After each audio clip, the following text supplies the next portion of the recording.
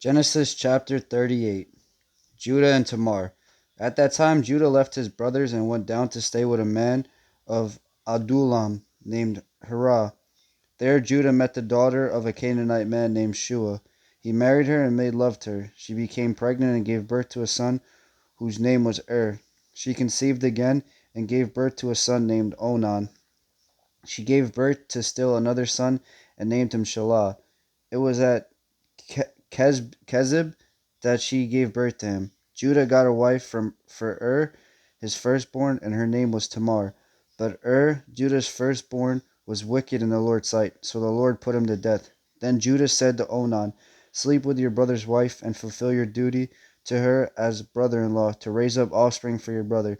But Onan knew that child would not be his. So whenever he slept with his brother's wife, he spilled his semen on the ground to keep from providing offspring for his brother. What what he did was wicked in the Lord's sight, so the Lord put him to death also. Judah then said to his daughter-in-law Tamar, "Live as a widow in your father's household until my son Shelah grows up." For he thought, "He may die too, just like his brothers." So Tamar went to live in her father's household. After a long time, Judah's wife, the daughter of Shua, died. When Judah had recovered from his grief, he went up to Timnah to the men who were shearing the sheep, and his friend Hurrah the Adullamite went with him. When Tamar was told, "Your father-in-law is on his way to Timnah to shear his sheep," she took off her widow's clothes, covered herself with a veil to disguise herself, and then sat down at the entrance to Enam, which is on the road to Timnah, for she saw that though Shelah had now grown up, she had not been given to him as his wife. When Judah saw her, he thought she was a prostitute, for she had covered her face, not realizing that was his daughter-in-law. He went over to her by the roadside and said, "Come now, let me sleep with you." "And what will you give me to sleep with you?" she asked. "I'll send you a young goat from my flock," he said. "Will you give me something as a pledge until you send it?" she asked. He said, "What pledge should I give you?" "Your seal and its cord, and the staff in your hand," she answered. So he gave them to her and slept with her, and she became pregnant by him.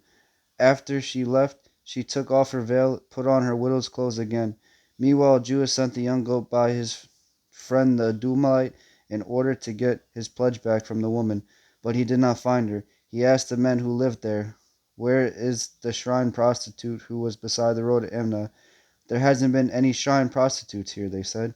So he went back to Judah and said, "I didn't find her. Besides, the man who lived there said there hasn't been any shrine prostitutes here." Then Judah said, "Let her keep what she has, or we will become a laughing stock. After all, I did send her this young goat, but you didn't find her." About 3 months later, Judah was told, "Your daughter-in-law Tamar is guilty of prostitution. As a result, she is now pregnant." Judah said, "Bring her out and have her burned to death." As she was being brought out, she sent a message to her father-in-law. "I am pregnant by the man who owns these," she said, and she added, "See if you recognize whose seal and cord and staff these are."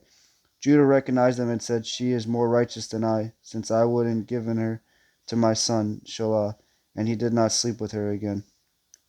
When the time came for her to give birth, there were twin boys in her womb.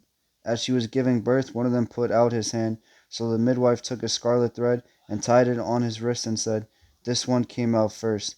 But when he drew back his hand, his brother came out, she said.